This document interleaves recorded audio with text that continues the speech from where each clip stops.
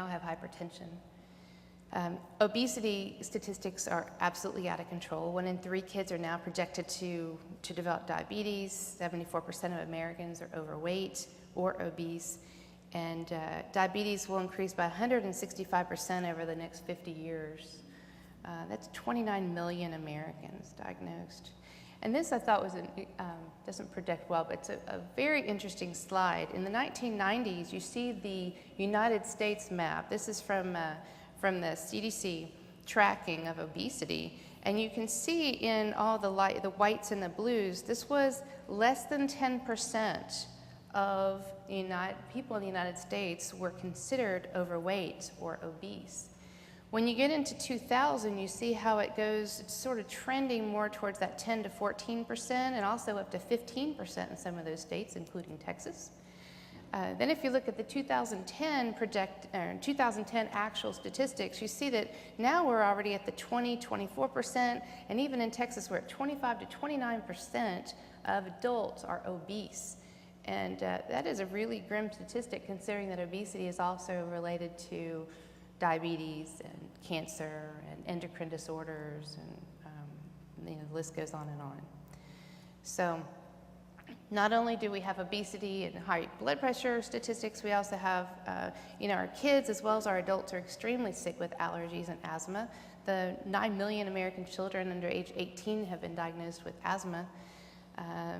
We have life-threatening peanut allergies. We have kids and adults with severe food allergies. And you wonder, where did all these food allergies come from in the last 50 years? They didn't just sort of emerge with no root cause. So the neurocognitive disorders, the same thing. We have kids with ADHD and autism and PDD and all these diagnoses of neurocognitive, speech delays and things, and you wonder, where did all that come from as well? It's a relationship between toxic burden, poor nutrition, nutritional deficiencies, and you didn't even diagnose these things back 50 years ago. It was a rare thing that you'd have an autistic child in your classroom, and now they have helpers and multiple schools that have popped up just because we have to somehow house all these kids. So this is the evolution of man. Where do we go wrong? And more importantly, what can we do about it? And this is sort of in a nutshell, and you're going to hear this over and over throughout the presentation. Why are we so sick? It's because of our pro-inflammatory lifestyle. So these are the key points that I'm going to make throughout the presentation. We eat too much high sugar foods. It is an immunosuppressant. Basically, if you eat sugar, like those kids do at Halloween and Thanksgiving, Christmas, all those holidays, if you eat high sugar foods or candy, it will suppress your immune system for 4 hours after you have that sugar meal. We have excessive consumption of high-fat foods, especially animal meats and highly saturated fats, processed grains, the trans fats that are plastic to your body. Your body doesn't know what to do with it. It's a process of hydrogenating the oils at high temperatures, and your body just does not recognize that trans fat. The fatty acid imbalances, we are eating way too much omega-6, which is your pro-inflammatory sort of grains and vegetable oils and things, and not enough fish and nuts, and that's your omega-3. So this ratio during caveman time used to be a 1-to-1 ratio of omega-6 to omega-3, and now we're at 25-to-1 as far as that ratio, which is driving that system to more of a pro-inflammatory state. We all have vitamin and mineral deficiencies because we have very nutrient-poor crops, we have highly processed foods, and we're not making the best food choices. And I think with with all the fast food restaurants at every corner and how busy our lives are, it's really easy to get sucked into that processed convenience food where you just, go through the drive-thru and you pick up your meal and you call it dinner. So not only that, we also have a lot of allergens. Food allergies, food sensitivities have increased It increases immune system burden, which causes inflammation, and that inflammation that's unchecked creates more food sensitivity, so it's a vicious cycle. We also are not consuming enough fruits and vegetables. We're supposed to consume anywhere from 8 to 17 servings of fruit and vegetables every day for adults, and you're talking about 6 to 8 servings every day for children. And a serving is half a cup.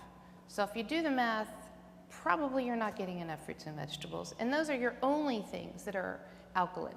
Those are everything else that we eat is acidic. So acidic is bad, alkaline is good. So if you eat more fruits and more vegetables, you're promoting a more alkaline state.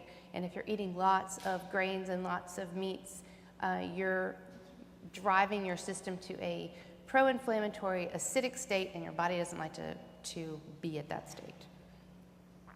So we're also not eating enough fiber, which contributes to constipation, contributes to dysbiosis, which is just imbalanced good and bad bacteria in the gut.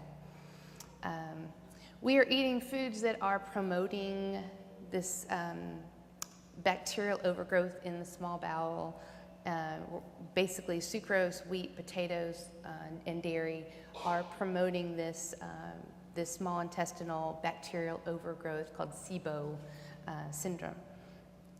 And of course, we're not getting enough exercise because we're stressed, and all we want to do is come home and we have our comfort food, and you know, we turn on the TV and we want to veg out for the day. We're not getting out there and moving our bodies, and that's another problem and why we are so sick. Then we also have not only bad diet and poor choices, and then we have not enough exercise, but then we also have an increased toxic burden because we are in a state of computers and cell phones and high stress lifestyles and classrooms all day and not getting enough fresh air, and then we have pollution, and we have the ozone alert days, and we have all of these things that you don't even think about on a daily basis that is contributing to your overall toxic burden. Not to mention all those other inflammatory things going on in your body from the things that you're exposed to just from taking in toxins from sodas and trans fats and things like that are also increasing that toxic burden. And then you also have these xenobiotics, or these endocrine disruptors that are found in the plastics. When you're microwaving your food in a plastic container or a styrofoam container that you get from the takeout, you are leaching all of that into your food. Mary Ann is going to talk also about the cookware that you're using. If you are cooking in aluminum or cooking on Teflon pans, and you're doing high temperature cooking, or you're having a castor oil sort of pans, you are leaching all those chemicals into your food, which is why we are having to salt our food so much, because we don't like the taste of the food that we're cooking it in. So the xenobiotics is a big deal. It's the BPA, it's the plastics that we are, you've heard a lot about BPA, that is the baby bottles, and you're having the baby bottles warmed up, and the warm milk in the baby bottles, the baby's getting exposed to a whole lot more BPA that is safe. They've banned it in other countries, and we're still using it quite a bit. So if you see BPA free, that is definitely something that could decrease your toxic burden just by changing what you are serving your warm beverages in. And then stress obviously promotes inflammation, impaired wound healing, and just stress is just not good. And if we can manage stress a little bit better, then we would be healthier. This is a very busy slide, but this is sort of my brain on paper, and I'll kind of go through. This is why people also get sick.